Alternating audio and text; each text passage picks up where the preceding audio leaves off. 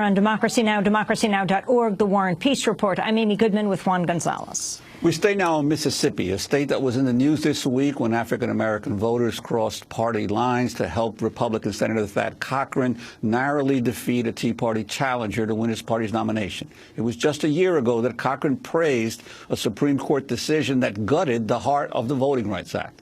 An editorial in today's New York Times calls on him to now become the first Republican to cross party lines to support a new measure that would restore the Act's protections. We're staying in Jackson, Mississippi, where we're joined by Jerry Mitchell, investigative reporter for the Clarion Ledger. His work has helped put 4 Klansmen behind bars, including the man who orchestrated the Klan's 64 killings of the 3 civil rights activists, James Chaney, Andrew Goodman, and Mickey Schwerner, during Freedom Summer, as well as the assassin of NAACP leader Medgar Evers in 1963. He's writing a book on cold cases from the civil rights era called Race Against Time.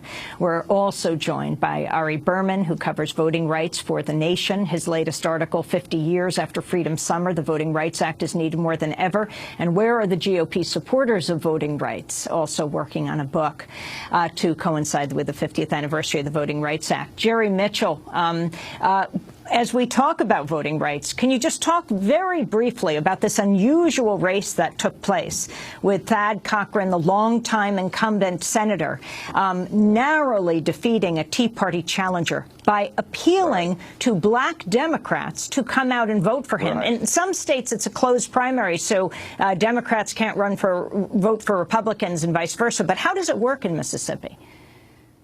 Well, it's the opposite of that. It's an open primary, and so if you vote, for example, in this case, you had a runoff. Let's say you voted in the Democratic primary as a Democrat, you could turn right around and vote for the in the Republican runoff. There's no restriction on that. And Jerry Mitchell, on this anniversary of the killings of Schwerner, Chaney, and Goodman, you were instrumental in finally getting, through your coverage, one of the Klansmen, Edgar Ray Killen, finally convicted, although it took more than 40 years. Could you talk a little bit about how you were able to uncover or finally get this story out?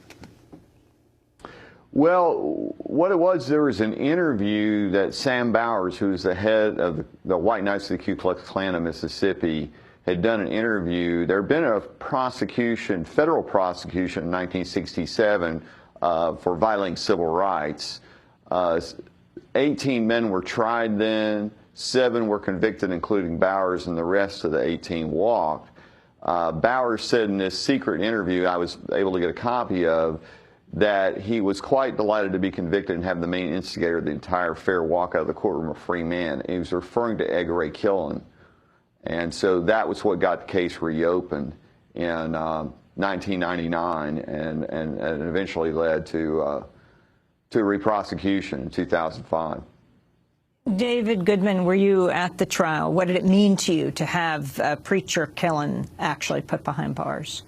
Yes, I was at the trial, and you know, it's a good question. It's mixed with emotion, and it's a complicated question. I can give you the simple, quick answer that, you know, he was involved in a murder, ostensibly. It was determined. Actually, he wasn't convicted for murder. He was convicted for manslaughter, which is a lower count. But to me, and if somebody commits a crime, they should be convicted and pay the price for that. But no one else was convicted. The people who are he was not physically at the scene of the crime. The men who were physically there were never convicted of anything. They weren't even tried, and you can't be convicted if you're not tried. They weren't even indicted, which is kind of step one. And to me, the question is, how do you indict society? These men who killed my brother did commit a crime, but it was condoned by millions and millions and millions of people. In that movie clip you showed from the Shoba, there's a piece where one of the relatives of one of the murderers who was known to be there, and by the way, that was established in a federal court, who killed my brother and James and Mickey, their social security number. The FBI knew. It never got to a state court, which is the only place murder can be tried. He said, if you come into somebody's community and you stick your nose into their business, don't be surprised if it gets cut off. And then he paused a moment and said, you know, they deserved it. 40 years later, he's condoning murder to protect their way of life. And the whole society protected a way of life that resulted in murders, not just of Goodman, Schwerner, and Cheney, but of hundreds of people. And it was a police state.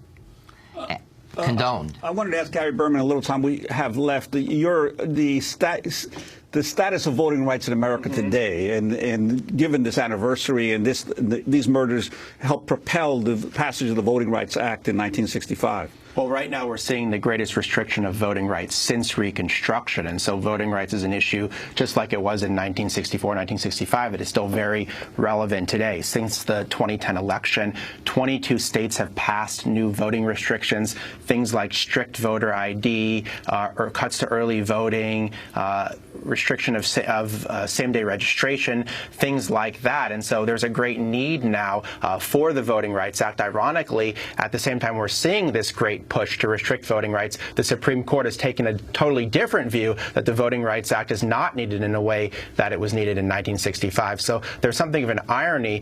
Justice Ginsburg, in her dissent in that Shelby County decision you mentioned earlier, said that Section 5, which meant that states like Mississippi had to clear their voting changes with the federal government, it was like an umbrella, and you don't take away the umbrella when it's not raining. And the irony is that it was pouring. There was so much voting discrimination at the time that the Supreme Court took away that decision. And so now voting rights advocates are trying to protect voting rights without that crucial protection from the Supreme Court.